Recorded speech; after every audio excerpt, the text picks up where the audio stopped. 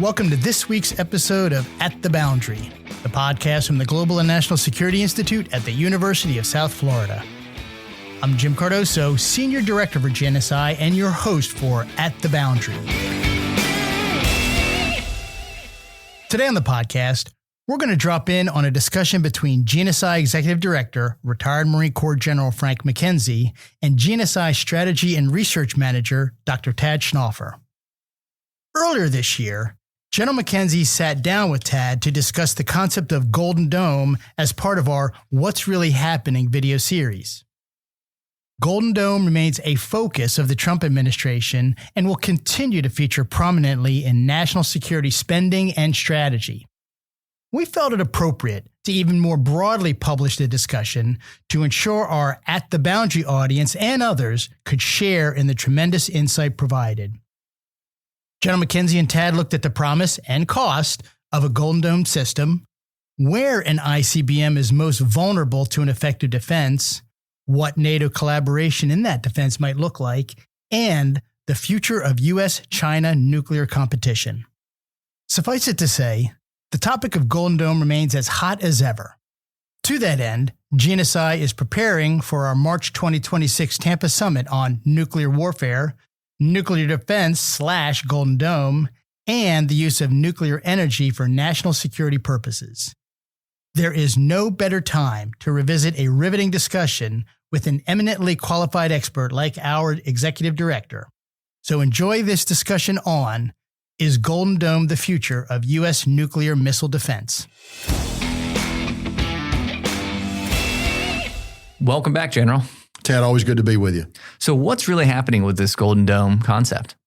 Well, Tad, I think Golden Dome is an idea worth exploring. Mm-hmm. I think it's a good, I think the president's onto something here. I think certainly protecting the United States against a nuclear attack is something we should all be interested in seeing brought to fruition. It will be an expensive project. There's a lot of history here, and we can unpack a little bit of that if you'd like. Sure. But my bottom line is I welcome it. I think we should move forward with it. So let's first start with the history piece. Obviously, during the Cold War, the threat of mutual annihilation between us and the Soviets was a big deal. We obviously had defense measures in place, everything from the missile defense alarm system, MIDAS, not the auto vehicle people, in the 1960s. And then, the Reagan administration implemented what is popularly known as Star Wars, which got to a level of completion. How does this compare to those older systems? Sure. So, going back into the 50s, 60s, the United States experimented with systems to shoot down incoming ballistic missiles. And in the 60s, the Nike system was an Army system, not particularly effective, designed to protect major cities. Then in the 70s, you saw the Sentinel safeguard system, which was one we worked in negotiation with the Soviet Union, designed to protect both missile fields and potentially major urban areas. It used a couple of different types of missiles, a short-range missile and a long-range missile, and it never really fully came online, but we experimented with it in the 70s. The radar from that system, the perimeter acquisition radar, is still up in lovely concrete North Dakota, where it's in use today, actually, to characterize objects in deep space. Mm-hmm. It's worth taking a look at that actual PAR. You can see it for miles, but it looks deep into space. Mm-hmm. It's in concrete North Dakota. And actually, when the town of Concrete ceased to exist, as it did, it's now called the Cavalier Air probably Space Force Station today. Mm-hmm. But at any rate, there's a residue of that. Now, the Russians also built a ballistic missile defense system, and theirs still exists. Actually, the Galash is the NATO code name for it. A follow-on to Galash actually is centered around Moscow and is designed to protect Moscow from attack. I think we would be able to overcome that if we struck them, which would be a tragedy. But if that occurred, I think that system is probably overcomable. But nonetheless, it's an active ballistic missile defense system in place today. So, of course, when President Reagan came into office in the 80s, we talked about Strategic Defense Initiative. A lot of people oppose that. A lot of scientists oppose it on technical grounds, and a lot of scientists oppose it on theological grounds, which they clothe in technical resistance. So I actually think there was probably some there with that. We never followed up enough to find out. There's a theory says we pressured Russia pressured the Soviet Union by claiming that we were going to invest in that, which helped push them to ultimate insolvency, which led to the collapse of the Soviet Union in 1990, 1991. I think that's a mixed. There's mixed opinions on that. The history is not real clear to me that actually had a huge hand in bringing the Soviet Union down. But the one thing that we looked at were space-based systems, and I'll come back to space-based systems here in just a few minutes. But the fact of the matter is, if you're going to talk about defending against ballistic missiles, you need to talk about putting systems into space. So today, as you and I talk, Tad, there are not a lot of ballistic missile defense systems out there. Our THAAD, Theater High Altitude Air Defense System, can do exo-atmospheric intercepts above the atmosphere, but it only protects a very narrow footprint. It's not an area defense weapon. And the size of the footprint's classified and doesn't matter for our discussion today. But you're not going to put one in Omaha and defend all of the Midwest of the United States. You might be able to defend a section of Omaha, but it's a very small footprint. The United States Navy has ships, ballistic missile defense shooters, which are Aegis platform ships. Typically your Arleigh Burke late model destroyers and some residual cruiser ships that actually have the capability to do this as well. Again, though, they're very narrow. They're not an area defense system, so can protect you, but not broad areas of protection. The Israelis have some systems that we've cooperated with them on, not Iron Dome. Iron Dome is a much lower altitude system. It's not effective against ballistic missiles. It's effective against drones. It's effective against short-range systems, but would not be effective against an ICBM. What is effective against an ICBM would be David's Sling, an arrow, or systems that Israel uses to shoot, again, exo-atmospherically. You're looking at systems outside the atmosphere as they descend in the post-boost phase of their flight. So that's what Israel has used in defending itself against the short-range ballistic missiles that Iran fired against them in the two attacks that have been made. And generally, those intercepts have been successful, although they have not achieved 100% results. Sure. But finally, one other system that's in place now is we have ground-based interceptors up in Fort Greely, Alaska, that are designed really oriented against the launch of North Korean weapons against the United States. And they would intercept in the post-boost phase after the missile has finished its powered flight. It is beginning its descent to the United States. I think there are 44 ground-based interceptors up there. And the results have been mixed, depends on your point of view. Some people would say not likely to be successful in an intercept. Others have been more positive about that. The problem with these types of systems it's hard to know unless you test it. You got to test it, and it's hard to do those tests. So what we're looking at with this Golden Dome missile defense concept that President Trump announced recently is it's more about the intercontinental ballistic missiles. It's more the big missiles, the nuclear tipped or something of that nature. We're not talking about smaller drones or anything like that, like you said with the Iron Dome. So with that in mind, what does that actually look like? How would you intercept a missile being launched from North Korea or Russia or China or something like that? So, Tad, I think what we're going to see in the next few months is we're going to do an intensive study of this, and we're not going to need to uncover new material. We already know the answer to it. Here's the fact of the matter. If you want to shoot at a ballistic missile and intercept it, the time to shoot it is during its powered boost phase. It launches from, say, North Korea. Sure. It's going to be in powered boost flight for 2 minutes, maybe 3 minutes, depending. During that period of flight, that missile is non-maneuverable. It's on a very fixed trajectory. It has an extremely bright thermal trail. It's easy to see, very predictable. That's the time to shoot it down. If you want to do it, that's when you want to do that. So now, you're not going to be able to do that from Fort Greely, Alaska. You're not going to be able to do that from the United States. In order to do that, you really have to do it from space. Which means you have to have systems in space that will observe the launch, and those systems exist now. We don't need to invent those. But you need something up there that will then engage that missile as it gains speed and begins to exit the atmosphere. The other advantage, when you shoot at it then, the missile can't deploy what we call penetration aids, systems that can be deployed as it enters its post-boost phase that cloud your radar as you look at it, that make it hard to acquire the main target of the warhead itself. Additionally, in descent, a missile may maneuver. It may deploy multiple warheads. It may do a variety of things that make defense much more difficult. None of those things apply in boost. And particularly, that also begins, now we begin to look at hypersonic missiles. who now are going to be able to maneuver pretty radically in their late phases. So you want to get to them again early in flight while they're still gaining the speed necessary that will allow them to do those successive maneuvers. So what I come back to, Tad, really is, if we're going to look at this seriously, we need to look at space-based systems. I don't know that there's any other way to do it that offers the promise of technical feasibility. So with the idea that people might get in their mind of the Golden Dome is like over the United States, this dome of protection. But what you're recommending is that you really have to kind of get out there and touch where the missile takes off or relatively rapidly afterwards. You can't wait for it to come.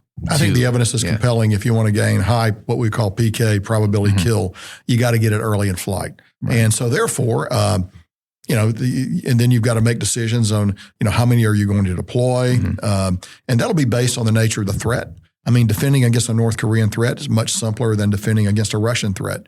Defending against a Chinese threat today is much simpler than defending against a Russian threat, although the Chinese threat is certainly growing, and we need to be aware of that. And of course, the problem is even more complicated than that. For example, ballistic missile submarines can launch. You've now got to be able to take that into account. So if you're looking at North Korea land-based sites, they're fixed. We know pretty much where they will be. And we know the same thing for much of Russia and China as well. But if you're going to defend now against ballistic missiles, you've got to have a little more flexibility in how you look and how you position your satellites. All those things, again, are within the realm of technical attainment. It will not be inexpensive to do that. But I would argue, Tad, look, what's the other side of the coin? People argue that what the doctrine of mutual assured destruction has kept us safe for many decades. That's a thin tissue. And I would much rather prefer to have the ability to defend the United States against a nuclear attack rather than depend on the opinions of a national leader in another country who may or may not ultimately prove to be rational.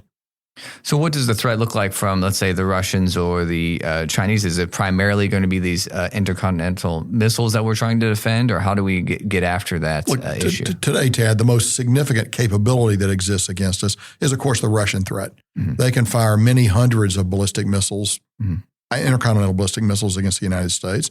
At the same time, they can launch submarine-launched ballistic missiles against the United States. They pose the most significant existential threat in the nuclear domain that we face today. Additionally, some of their submarines might be able to fire cruise missiles against the United States from much shorter ranges. So it really is a complex threat that we face.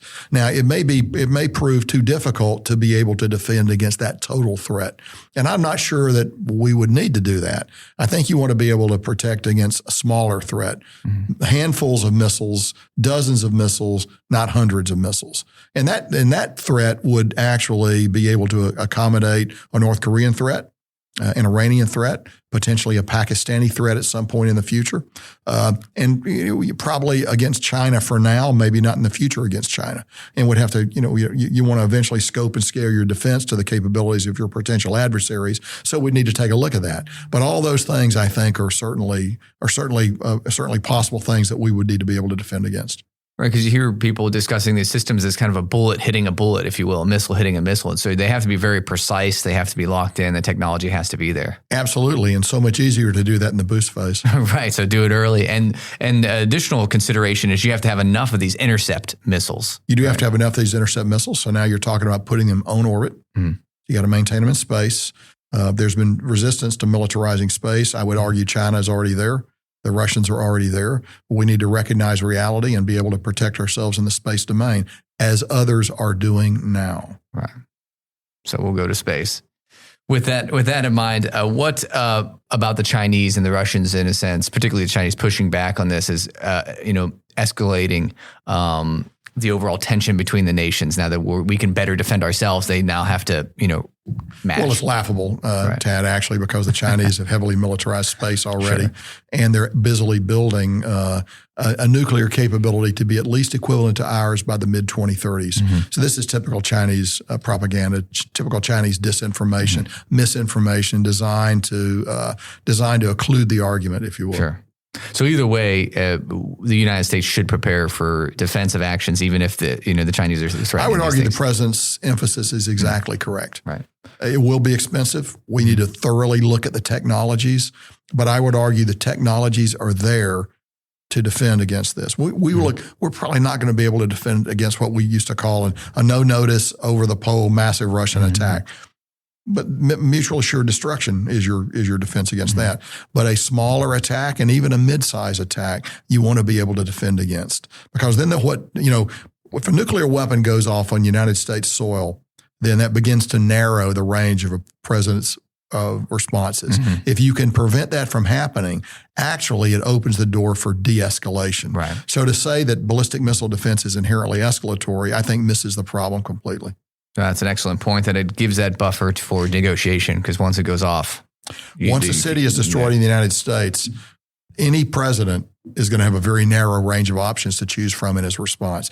If you can prevent that from happening, you give the president of the United States more options about how to manage the crisis. So what role, with that in mind, managing the crisis, the U.S. typically works with allies. What role do allies play? We heard Canada would like to be involved with such a Golden Dome concept. What about other allies, the Canadians? What role do they play? I think this is something that we should, in the long run, we should work with all our allies to give them the capability to do this. And that's a way forward. I think it's good for the U.S. It's good for them. It would perhaps revitalize some of the alliance structure out there. But I would think, and I don't know this, but I would think that we would certainly work to offer it to our NATO allies as we go forward. Do you believe that they bring something to the table as well? Obviously, the geography they bring, but do they have other technologies that can assist? I think, yes, I'm sure they do. I think most of these technologies are going to come from the United States and perhaps some from Israel. But I think we should open it up to as broad a tent as possible as we look at it. So, and with that in mind, as this program expands, this concept is obviously not something that's going to happen in the next year or so. It's going to take time to really play this out. So what's the operational timeline for something like this? I mean, a very grand program. Well, I think you need to move. I think a lot of these technologies exist today. I think we need to move quickly on it. But you're right; it's not a year away. It's much more, much longer than that. But we need to commit to it. We need to lay the scientific research, mine the scientific research that's already out there in order to move forward with it. This is not something that's 20 years down the road. I think it's much closer than that. And you mentioned cost a few times. So as the DoD cuts costs in some other areas, is this another program that it should invest in and moving forward? Well, something I think that has so. to look at? And again, what's wrong about defending the United States against nuclear attack? Sure, I don't see any issues with it. I don't see any issues with it either. And Absolutely. I think it's worth the expenditure of money that it would require to do that. And then looking to our potential adversaries in this type of scenario, what are the defense capabilities of, say, the Russians or the Chinese? Do they have similar, you mentioned briefly with the Russians, but the Chinese also have defense? The Chinese have no ballistic missile defense capabilities that I'm aware of. They may have something on orbit that we don't know about. Sure. That's always possible with the Chinese. The Russians have the Kalash system that we talked about, which is really designed to protect Moscow, and not much else beyond that. So, they will be keenly interested in these systems. As you may recall, President Reagan actually talked about sharing the technology with the Russians so they would be able to protect themselves too. I don't know that that's the way we want to go with this, but it certainly shows flexibility of thought as you approach it. And then, as we noted, the Golden Dome concept really focuses on the nuclear missile defense. What about smaller craft? We have drones. We've seen with Israel the different types of missiles that could come in. Should the U.S. also look to maybe have another level of this dome below the missile? Tad, I think you're exactly right. I think you need to be prepared to operate against long-range cruise missiles. The Russians, we know, are experimenting with those with global range. You want to be able to work against drones, not drones so much, but cruise missiles launched from submarines that are off your shores. That requires really air defense capabilities. It doesn't require new technology so much as additive capabilities that already exist. You're not going to have to invent new things to defend against these capabilities. You are going to have to buy new equipment, buy new radars, buy new missile systems in order to do it. And you're going to have to make some basic philosophical decisions. What are you going to defend? Right. You want to defend your major urban areas, certainly. You also want to be able to defend against your submarine bases, the parts of our nuclear capability that would be necessary to fight if we had to fight, and then our missile fields. So some things, and this has all been thoroughly analyzed and discussed for many decades, going back to the 70s when we first began to look at this. What is it that you want to defend? That will lead you to how much you need. and how much you're going to be willing to spend. And look, the last thing I would simply say on this particular subject is hypersonics complicate the problem. They're very difficult to strike once they gain speed, once they gain the ability to maneuver. So that, again, I go back to the point, you want to be able to get them when they launch, not once they're in flight and have had the opportunity to begin their maneuvers. So we noted exactly getting them early. So we noted that you'd have to pretty much have something in space to be able to respond. There's really, practically, there's no other way to do it.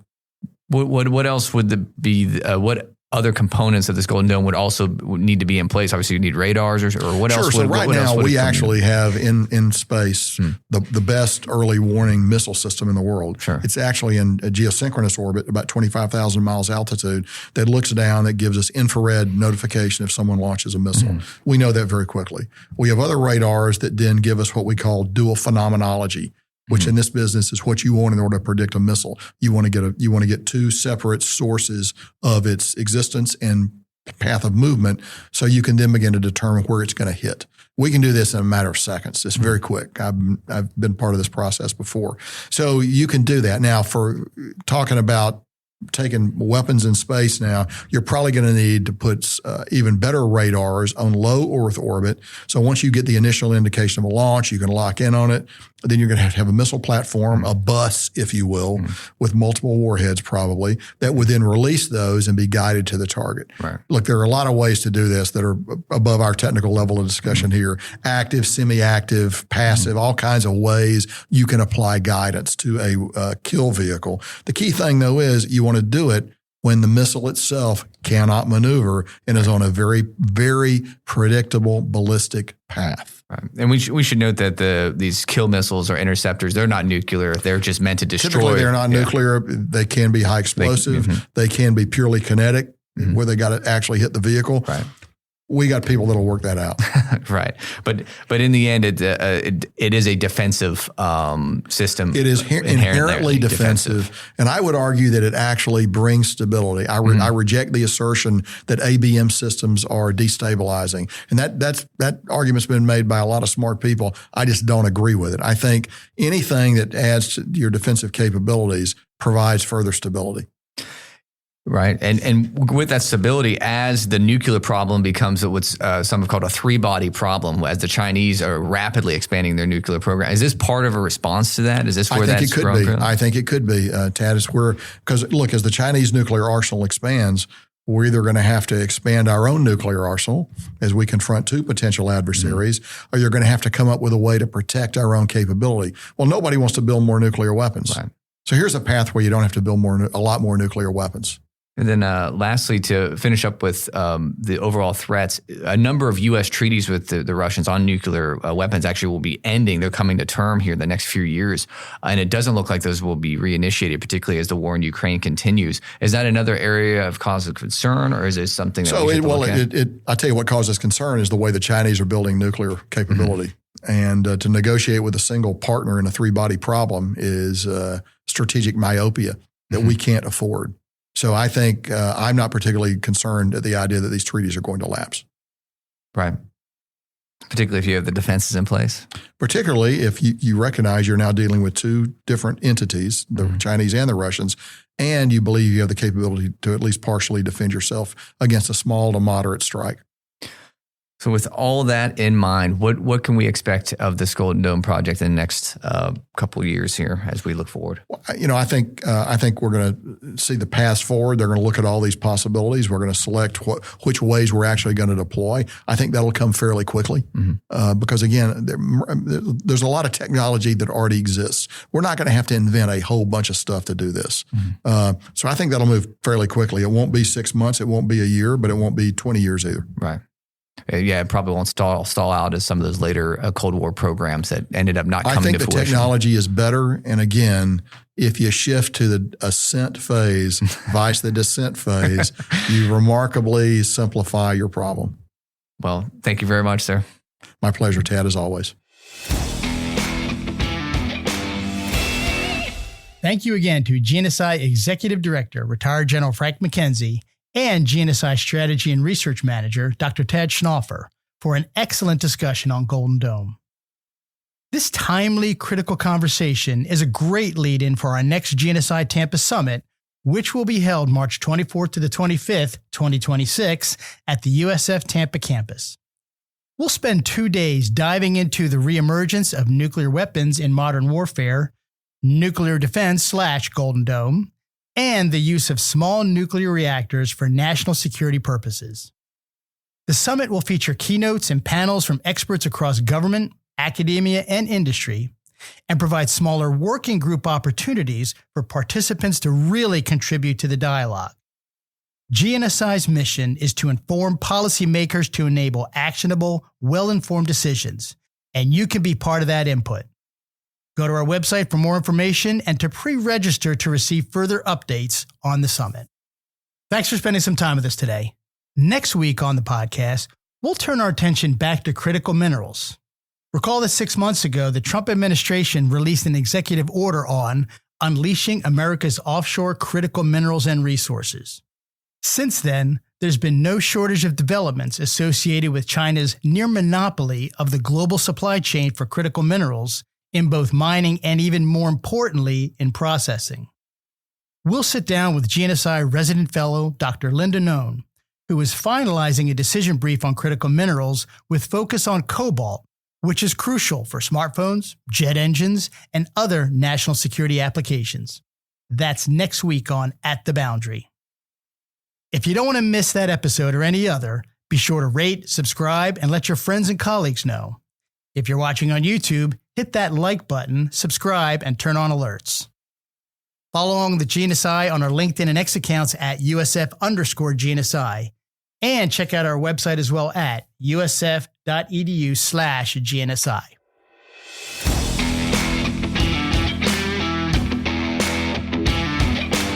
That's going to wrap up this episode of At the Boundary. Each new episode will feature global and national security issues we found to be insightful, intriguing, maybe controversial, but overall just worth talking about. I'm Jim Cardoso, and we'll see you at the Boundary.